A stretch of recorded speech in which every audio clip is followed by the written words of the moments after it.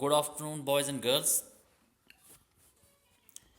On the rule of the road, we have delivered two lectures where you have understood the rule of the road and certain issues with regard to the lesson. But today, let us try to discuss further, certain questions which are again essential to understand, and they are considered to be long answer type questions, right? Now, the question that is displayed on your screen is, what do you infer from Gardiner's essay on the rule of the road? According to Gardiner, on the rule of the road means liberties of everyone may be maintained and the liberties of everybody must be reduced. Individual liberty should be curtailed because it may affect public liberty, right? Here you can understand the important thing is to curtail individual liberty, to limit individual liberty in order to prevail what is called public liberty. When a reasonable person's action affects other person's liberty, he would have submitted to a curtailment of private liberty in order that he might enjoy the social order. Now, the reasonable person is one who is submissive to what is called public liberty. When he is considered to be a submissive to public liberty, in other words, he is curtailing his individual liberty. That is the point of view which A.G. Gardiner is trying to display in this essay. The author says liberty is not a personal affair. Now, this is very important. He says liberty is not considered to be, a personal affair. It is a social commitment. It is a social commitment because a person lives in a society in order to exist. That's why there are people who takes it, for granted that they have taken liberty and they consider it as, personal affair. That is not possible. It is basically a social commitment. It should not touch the other's liberty. It should not touch the other's liberty. A reasonable consideration for the rights of feeling is the foundation of social conduct. A person must take care of other people. He must take care of others' liberty. He should not touch, at the cost of the other's rights. He will enjoy his liberty. That's not considered to be liberty. It is the little habit of commonplace intercourse that make up the great sum of life. Now, this is interesting to note. You have very, very small things to whom you can call very ordinary things. Commonplace intercourse means very common things. These common things, these common habits, they make up the great sum of life. And it is because of those common, things, you will understand that law prevails. You will understand that there is no confusion and chaos if these are taken into consideration. And it is because of these, common ordinary habits, what happens? It sweetens our life journey. It sweetens our life journey. Our life journey becomes, conducive if you are taking care of these things. Now, another question that is displayed on your screen is, explain in your own words what freedom means. Yes, what is, in other words, the point of view of A.G. Gardiner as well. The lexical meaning of freedom means independence. Lexical means, you can call it dictionary meaning, you can call it referential meaning. The referential meaning of freedom is simply independence. It means to act and speak freely. Okay? Freedom normally say, anybody knows that it is to act and speak freely. But I think freedom means responsibility. Now, if you see the deeper level, what does freedom mean? Freedom means responsibility. If you are, you have certain obligations of a society. If you are a responsible person, you have to obey it. You have to, remain submissive under some social order, right?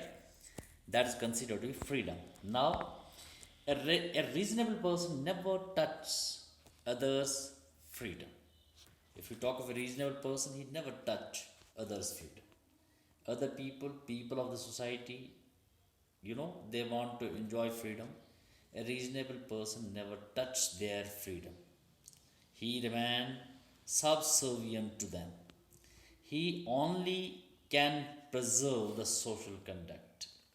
As Gardiner says, freedom is not a personal affair. Remember, this is very important line which Gardiner has repeated a number of times, that freedom is not a personal affair. Don't consider it as a personal thing. It is only a social contact. It is considered to be a social contact. It is an accommodation of interest of other people. What is freedom? Freedom is basically an accommodation of the interests of other people. You have to take account of interests of other people as well, so that they should not suffer at the cost of your own freedom. As there are a lot of people in the world, we have to accommodate our freedom to their freedom. Our freedom must not contradict the freedom of the other people. All societies define freedom in their own respect. According to me, enjoying our freedom means we have to consider the rights and feelings of people around us, right? Enjoying our freedom. If a person wants to enjoy his freedom, what does it mean? It simply means he has to consider the rights and feelings of people, around us. That means the people the people around us, their rights, their feelings must be taken under consideration, right? Okay, now another very important proverb that is used by the writer is, my right to swing my fist ends. My right to swing my fist ends where your nose begins. Where your nose begins, right? Elucidate with reference to on road of the road. Now see this. The phrase, my right to swing my fist ends where your nose begins, refers to the boundaries where one can act but has to stop when it approaches the boundary of another, right? Now, every person has basically his boundaries. There are certain limitations. You cannot cross the limitations. You cannot cross somebody else's boundary. That's what does the phrase means. It is about the demarcation of liberties of an individual to the next individual. It is about the demarcation of liberties. Your liberties are already been defined, right? It is considered to be the demarcation of liberties of an individual, right, to the next individual. That means you are free with certain limits. You cannot cross the limits of others. Each has our own personal space, and there is a boundary. Okay, personal space is there, but you have a boundary. It does not mean you have a personal space means you will violate the space of others, or you will violate the boundaries of others. In this essay, it is dealt that personal liberty is not more important than public liberty. Now, in this essay, one important point that has been raised by the writer is that personal liberty is not more important than public liberty. It is public liberty which is considered to be more important. When you consider public liberty more important, that means, in other words, you are curtailing your personal liberty. You are limiting your personal liberty. Gardiner said that he might like to practice on the trombone from midnight till 3 in the morning, right? Now, Gardiner gives, a very solid example that somebody wants to play trombone where? From midnight till 3 morning. Now, somebody wants to enjoy. If he does it on the top of Everest, he could please himself. If he is doing this type of activity, somewhere at the top of Everest, Mountain Everest. Whatever he could please himself, there is nothing bad in it. He could please himself, he is happy, he is enjoying, he is taking the taste of all that. There is nothing bad in it if he is enjoying this on the top of the Everest. But if he does it out in the streets, if he is doing this type of activity in the streets, the neighbors would fight with him, right? That means he is irritating neighbors, he is violating the liberty of neighbors, right? So his liberty must not interfere with their liberty to sleep in quiet, right? People want to sleep in quiet during the night time. Why should a person who are fond of playing tribune will violate their liberty, right?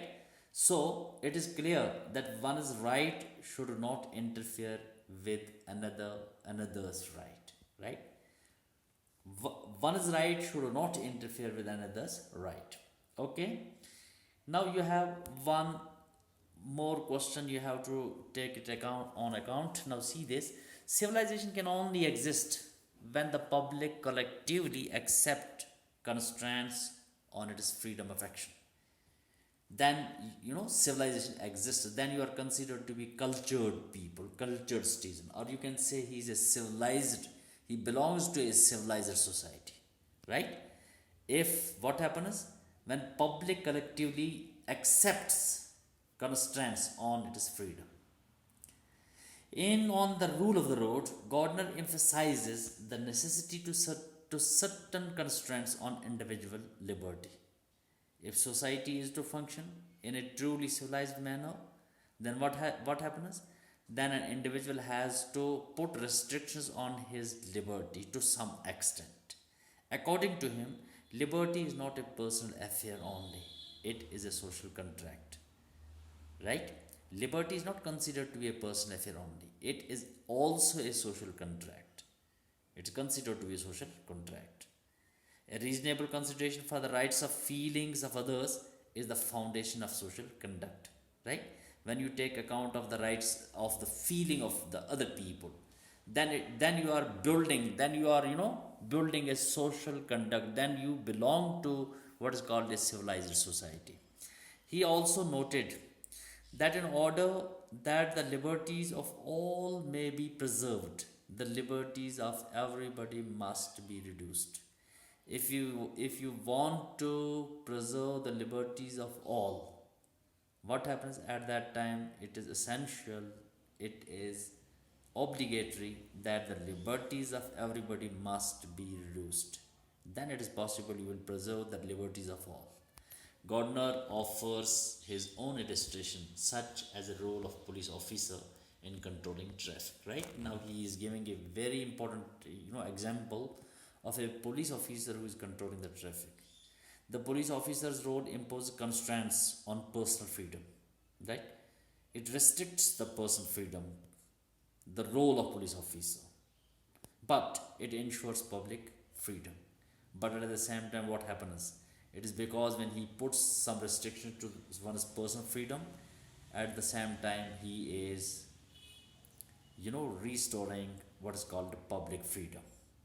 Thus, civilization can only exist when public collectively accepts constraints on its freedom of action.